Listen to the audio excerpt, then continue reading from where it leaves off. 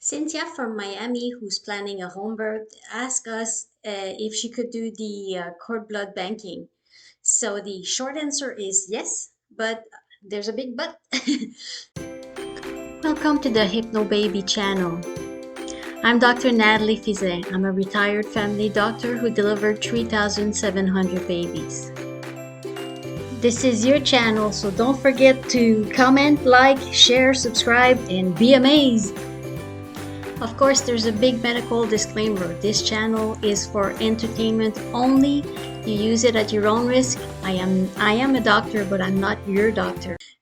She should not have a solo or what they call free birthing or unattended birth, meaning only the pregnant woman and untrained people like lay people like her birthing partner, because then most probably even if they poke the cord after the birth, and you don't want to put that kind of pressure on yourself, but if they took the sample, the blood banking company would refuse it because you're not a trained professional and you're not skilled to do that.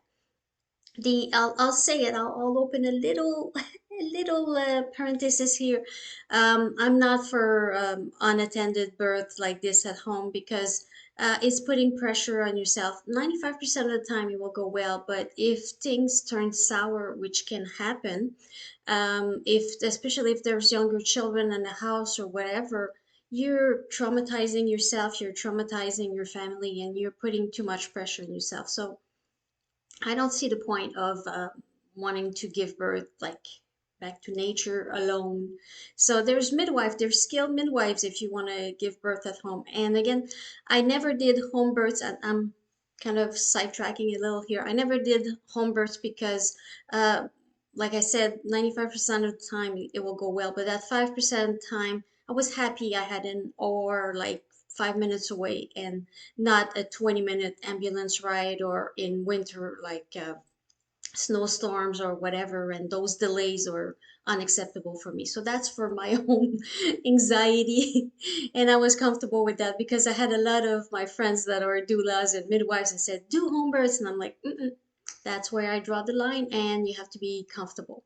So let's say you're planning, like Cynthia's planning a home birth, and first discuss it with your midwife or the RN that's going to attend the birth, that you want to do cord blood banking, and decide if you want to do cord blood and tissue because it's a different, and make sure she's comfortable, that she reads the instructions before, which are pretty clear instructions. And then you have to plan for the courier to come and get the sample, the box, after everything is collected. Let's say, I don't want to be negative, but let's say, and less than 1% of women give birth at home. So Cynthia is like special, let's say that. It's like 0.99%, something like this. The rest all give birth in either birthing centers or hospital, which is the most common one, definitely, in the US. So let's say though that and the numbers vary, but let's say Cynthia needs to be transferred to the hospital. It happens more than we think. It happens 1 out of 4 women, if especially if there is their first babies that are planning home births, end up being transferred at the hospital. So then you're already like in shock, so don't forget to bring your blood banking collection box. Okay, make sure you have a system that it would be that, like, you would put a note on the door, like when you step out, say, oh yes, because it's you're already not planning to be going to the hospital, and all of a sudden, like, the adrenaline is rushing, there's ambulance and everything. So make sure you have that in the plan B.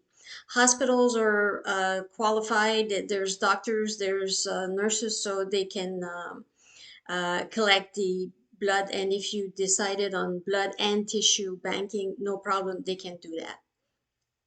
When you get to the hospital, don't forfeit all your rights. Again, I'm sidetracking a little here. Watch all my other videos. It's not because you're transferred that, they need to do a C-section.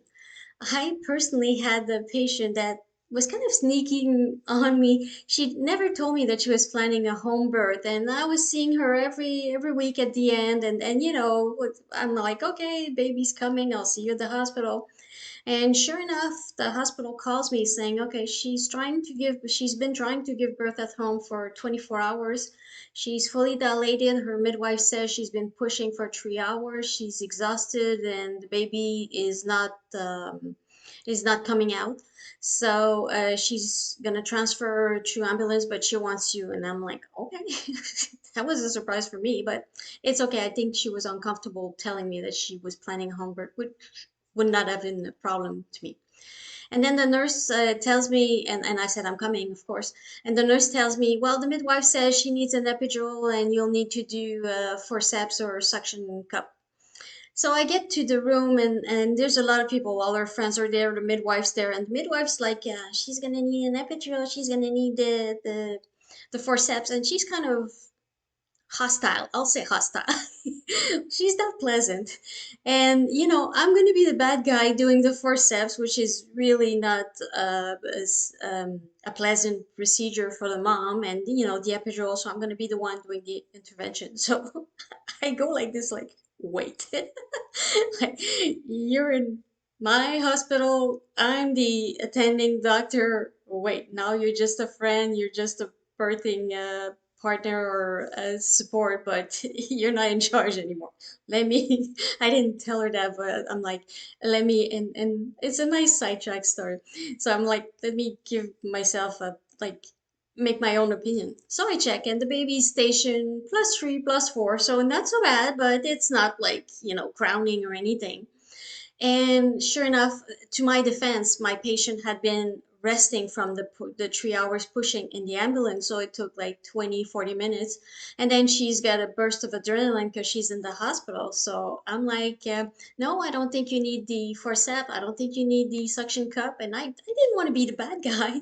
And I don't think you need the epidural. You've made it this far. You're pretty numb by now with all the endorphins that you got. So let's resume pushing. So give me a big push. I'll see what's happening. So she pushes, it moves a bit. So we change position. I put her on all fours and everything. And the baby was born naturally within 20 minutes. And the heart was fine, of course. If the heart had been crashing, it would have been, yes, let's do this and that. But the heart was fine. The baby's heart was fine. So the baby was born naturally within 20 minutes. I was not the bad guy. So I was happy, like looking at the midwife that said, "You're gonna do an epidural. You're gonna do this. Like I'm gonna be the interventionist." And I was like, hmm. So getting back to, okay, let's say you transfer to the hospital. It doesn't mean you have to forfeit all your rights. Again, ask what's the situation. Like my patient, she did not need a cesarean. She did not need forceps. She needed to resume pushing the right way, which she did, and she needed the rest, which she got. So make sure that it is harder for the doctor who receives you. It's already like walking into a party that's already been going on for a while, but understand that, okay? And if the baby's heart is crashing, if the situation there's bleeding or whatever, if there's emergency, it's no time to like, put your feet down, okay? Do what's best for you and for your baby. Don't forget your box. Even if you go into a C-section, they can do blood cord banking and tissue banking after a cesarean. You have to know that if it's an emergency, if you're bleeding, if you're in danger, the baby's in danger, you're the priority. So the cord blood banking might be put aside a bit, and that's okay. Okay, the odds of you using your cord blood are very low unless like the research changes and everything.